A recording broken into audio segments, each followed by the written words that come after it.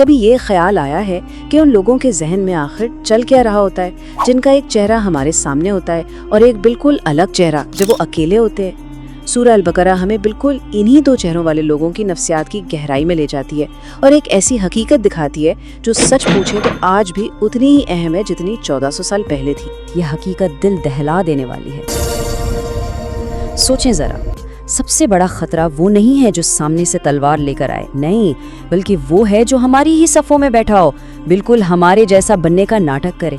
یہ تو ایک چھپے ہوئے دشمن کی طرح ہے نا، جس کی موجودگی ہی اعتماد کی بنیادیں ہلا دیتی ہے، اور اسی لیے ان کو پہچاننا اتنا مشکل اور اتنا تکلیف دہ کام بن جاتا ہے۔ تو سوال یہ پیدا ہوتا ہے کہ آخر یہ دشمن ہے کون جو ہمارے اتنا قریب ہے؟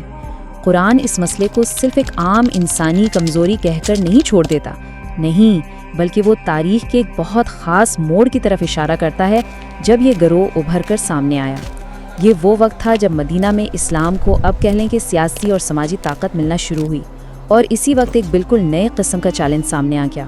اس گروہ کو منافقین کا نام دیا گیا۔ اب یہ کون لوگ تھے؟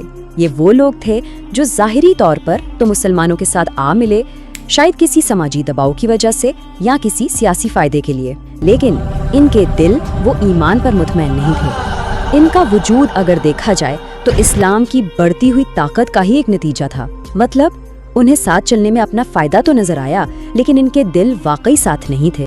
قرآن ان کے اس رویے کو صرف ایک غلطی یا ایک برا فیصلہ کہہ کر نہیں چھوڑتا، معاملہ اس سے کہیں زیادہ گہرا ہے۔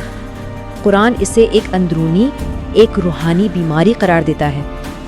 اسے ایسے سمجھیں کہ یہ کوئی عام سی کھانسی نہیں ہے جسے آپ دیکھ سکتے ہیں، نہیں، یہ سینے میں بہت گہرائی تک بیٹھی ایک ایسی بیماری ہے جو باہر سے نظر ہی نہیں آتی، اور قرآن اس کی تشخیص، اس کا ڈائگنوسس بہت واضح الفاظ میں کرتا ہے۔ ان کے دلوں میں بیماری ہے اور اللہ نے ان کی بیماری کو اور بڑھا دیا۔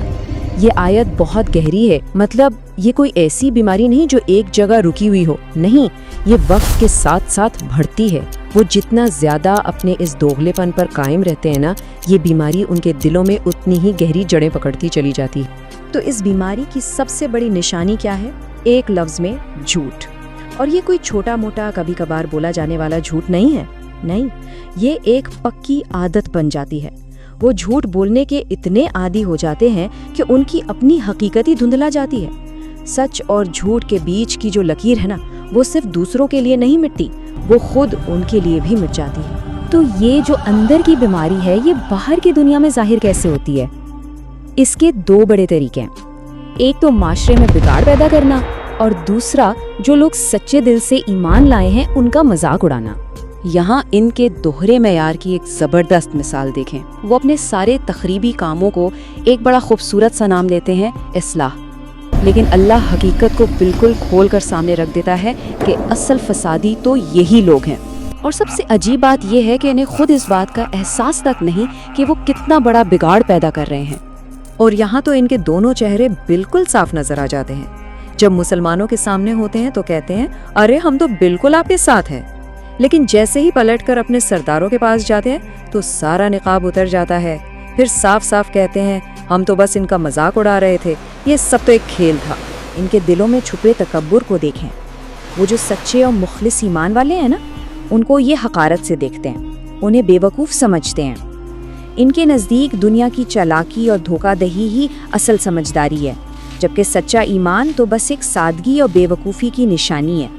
اچھا، اب ان کی روحانی حالت کو سمجھانے کے لیے قرآن کوئی خشک فلسفہ بیان نہیں کرتا، بلکہ وہ دو ایسی طاقتور مثالیں دیتا ہے جو سیدھی دل پہ لگتی ہیں۔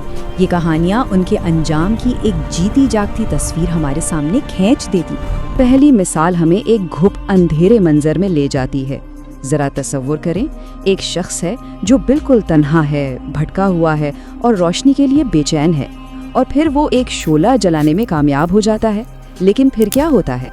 یہ جو قدم بقدم منظر کشی ہے نا، یہ بہت دلچسپ ہے۔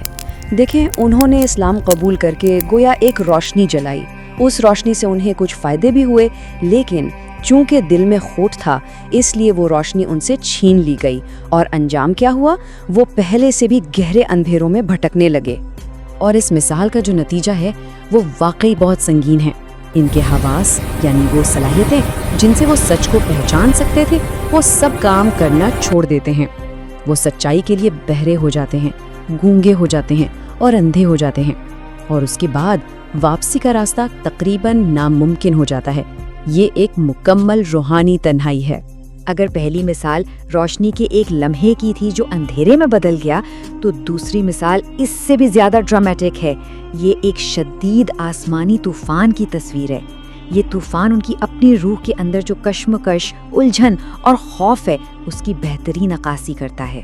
اس طوفان کے عناصر کو دیکھیں، زوردار بارش ہے، کان پھاڑ دینے والی گرج ہے، آنکھوں کو چندھیا دینے والی بجلی کی چمک ہے، اور ان سب کے اوپر گہرا اندھیرا ہے۔ یہاں ہر چیز ایک علامت ہے۔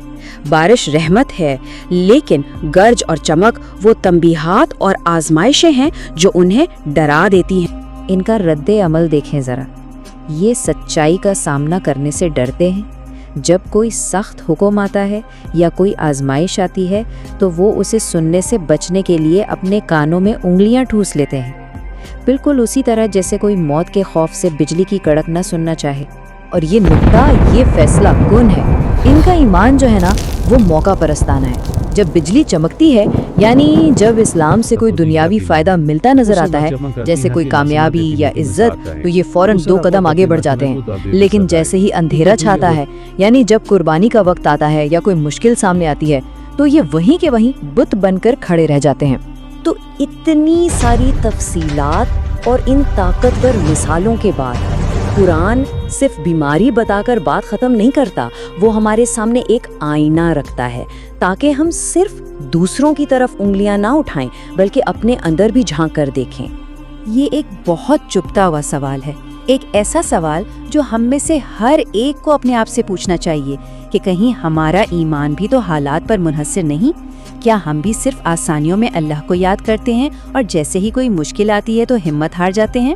تو اصل سبق، اصل ٹیک اوے یہ ہے کہ ایمان صرف زبان سے کچھ الفاظ کہہ دینے کا نام نہیں ہے، نہیں، یہ دل کی گہرائیوں میں موجود سچائی اور خلوص کا نام ہے۔ اصل چیز نیت ہے۔